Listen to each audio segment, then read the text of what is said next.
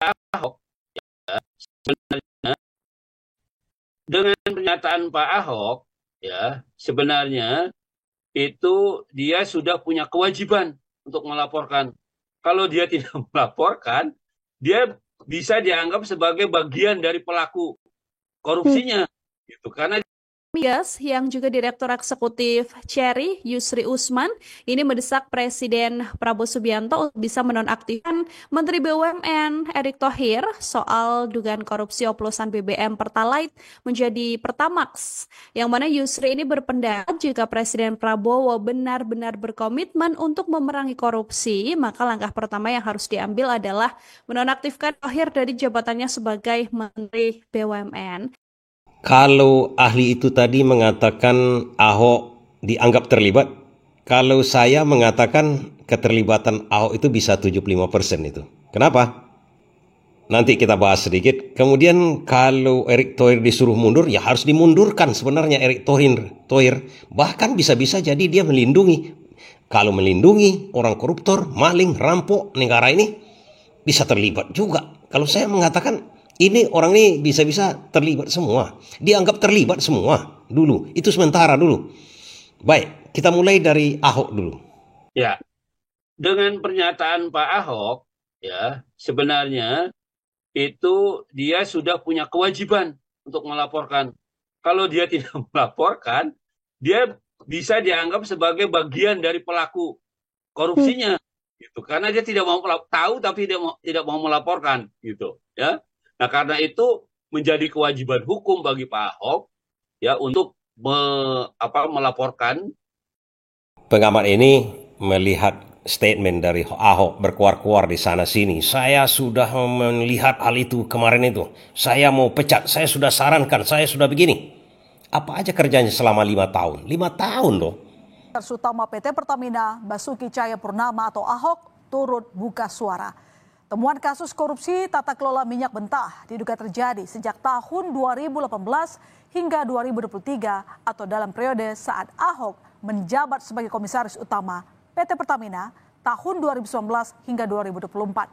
Ahok menyebut sejumlah pihak diduga terlibat. Salah satunya, Ahok menyebut adanya oknum Badan Pemeriksa Keuangan atau BPK yang diduga terlibat.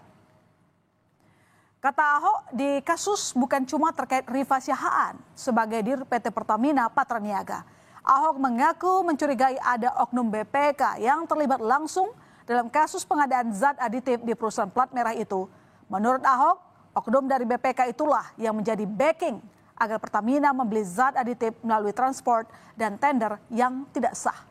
Kalau kita katakan, dan tiap tahun itu diaudit Pertamina itu oleh BPK, diperiksa keuangannya oleh BPK. Tidak mungkin tidak dilaporkan ke komisaris. Ada masalah pasti dilaporkan ke komisaris. Kok Ahok tidak melaporkan ke pihak yang berwajib? Sekarang setelah keluar, setelah meletus masalah itu, keluar-keluar sana-sini membela diri. Membela diri. Makanya ahli ini mengatakan, kalau Ahok tidak melaporkan dari dulu, sekarang dia berkuar-kuar setelah, kalau peristiwa ini sekarang tidak terkuak, tentu Ahok diam-diam saja. Jangan-jangan, kan itu yang dikatakan oleh ahli ini. Dan saya mengatakan, jangan-jangan memang Ahok terlibat dalam hal ini. Bisa jadi.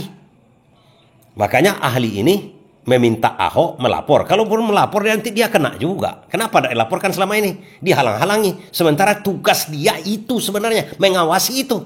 Coba bayangkan, tugas dia mengawasi itu bocor di situ. Dan tahu dia tidak dilaporkan. Kena pasal barang ini, bro. Kedua, alasan dia untuk mengundurkan diri kemarin setelah 5 tahun menjabat menjadi komisaris Pertamina bukan karena kasus itu. Misalnya, kalau dia mengatakan, saya mundur karena saya temukan kasus ini tidak ditindaklanjuti oleh aparat, oleh lain-lain, segala macam, tidak diindahkan oleh direktur Pertamina, saya mundur. Itu baru clear dia. Tapi ini tidak. Dia mundur itu karena dia mensukseskan Ganjar Pranowo jadi presiden. Itu alasannya. Masuk akalkah kalau dia tidak terlibat? Saya hanya bertanya, kalau Erick Thohir disuruh mundur, kalau saya lebih tepatnya Erick Thohir diperiksa oleh kejaksaan. Memang itulah tujuannya, publik memintanya mundur supaya bisa kejaksaan memeriksanya tanpa meminta izin kepada Prabowo dulu. Makanya publik meminta Prabowo memberhentikan sementara Erick Thohir dulu. Kenapa begitu? Nah, ada indikasi yang membuat publik ini curiga Curiganya di mana? Di sini, lihat video ini. Migas yang juga Direktur Eksekutif Cherry, Yusri Usman, ini mendesak Presiden Prabowo Subianto untuk bisa menonaktifkan Menteri BUMN Erick Thohir soal dugaan korupsi oplosan BBM Pertalite menjadi Pertamax. Yang mana Yusri ini berpendapat jika Presiden Prabowo benar-benar berkomitmen untuk memerangi korupsi, maka langkah pertama yang harus diambil adalah menonaktifkan Thohir dari jabatannya sebagai Menteri BUMN. Yusri menegaskan kalau salah satu alasan Presiden Prabowo harus menonaktifkan Erick Thohir adalah karena pengelolaan ekosistem pengadaan minyak mentah, BBM, dan LPG yang menurutnya dikuasai oleh kartel minyak, sehingga ia menilai rakyat sebagai pengguna BBM ini sangat dirugikan ya oleh proses bisnis yang diduga koruptif di tubuh Pertamina yang melibatkan pejabat-pejabat yang ditunjuk langsung oleh Menteri BUMN ini. Yusri juga menyoroti sikap Erick Thohir yang sempat bungkam lebih dari 4 bulan sejak Kejagung mulai menggeledah kantor dan rumah direksi Pertamina di Oktober 2024 ya, Tribuners ya.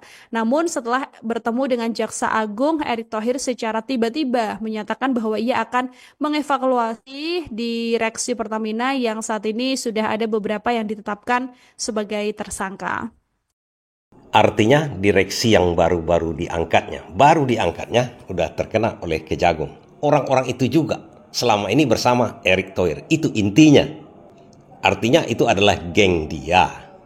Sebenarnya tak pantas Erick Thohir menyatakan seperti ini. Di Pertamina sendiri tentu kita akan review total. Seperti apa nanti bisa perbaikan-perbaikan yang kita lakukan ke depannya. Ya.